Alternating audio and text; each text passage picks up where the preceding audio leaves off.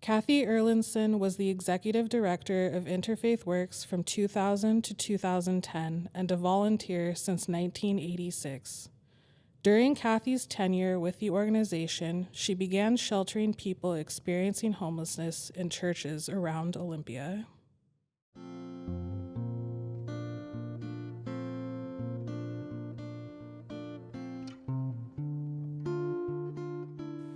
It's a really interesting and complex thing because the idea didn't start with Interfaith Works. It came from one man on the outside, Alan Walters, who felt that there was no reason that there should be unhomed individuals dying under bridges, freezing to death outside, because there was no place for them to sleep, and he wanted to make a place for them to sleep.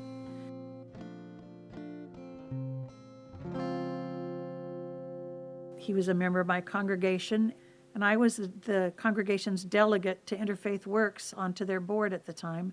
So it was the members of the Reorganized Church of Jesus Christ of Latter-day Saints who first were in on it.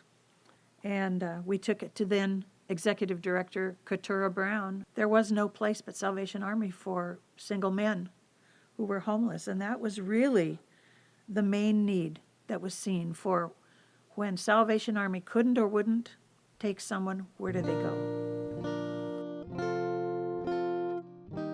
We had 2 rooms in our church building, the sanctuary and then a big multi-purpose room with a kitchen. And that's where the shelter was. It was a cold weather shelter, so we weren't open year-round. We were open from 7 at night till 7 in the morning, and then guests had to leave. So there were 2 hosts, Alan and me. And he was there every night with the men, and if we had a woman come, she and I would sleep in the sanctuary. Within a few months of starting, a couple of other congregations contributed money so that we could buy blankets, pillows, ultimately some new cots or whatever. But basically it was that one little church, 2 rooms for the first 2 winter seasons.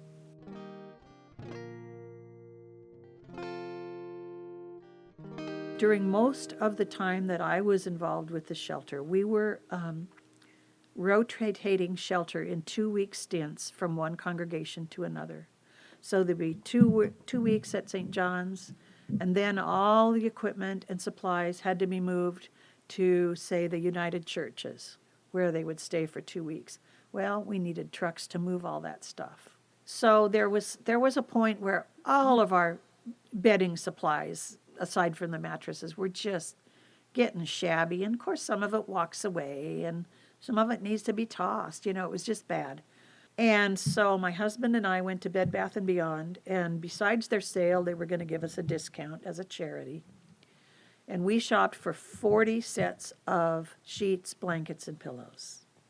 So here's my husband and me walking around, each of us pulling or dragging or pushing 2 carts, and they're loaded up higher than we can see around them. And of course, the other customers in the store are watching, and often with obviously quizzical looks on their faces.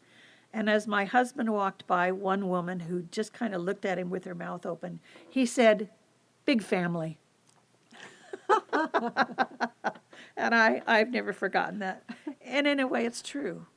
These people that don't have a place to sleep at night, they're still part of the human family, and we are all one family if we'll only admit it. And then as we were doing that, Interfaith Works began a pretty rigorous program of publicizing this program amongst its member faith communities and really doing a lot of mail-type recruiting, writing to congregations saying, this is what's happening. Wouldn't your congregation be willing to participate?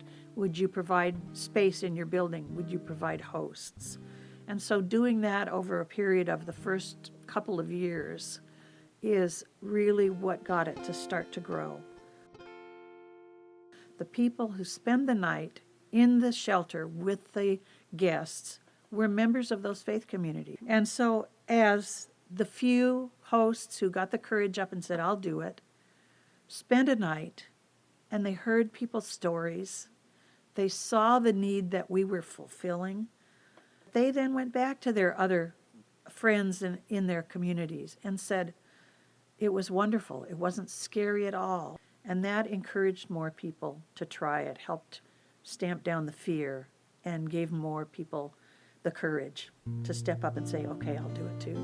And so it grew slowly, but it was very organic.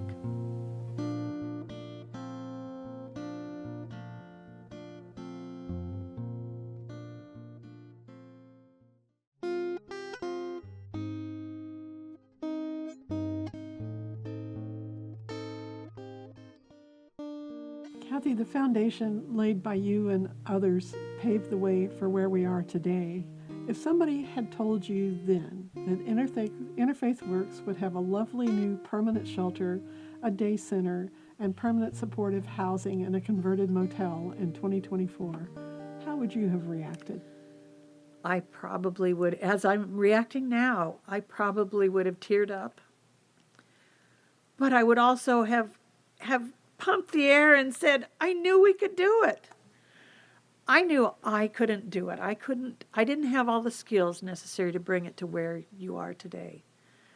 But I was able to help the organization keep on that right track and keep trying and acquiring the support of people who did have the skills that we needed, like grant writing and community organization on a greater scale. And those people did come to Interfaith Works, and they did keep working at it and made it happen. So in a way, I wouldn't have been surprised, but I would have been so excited and gratified.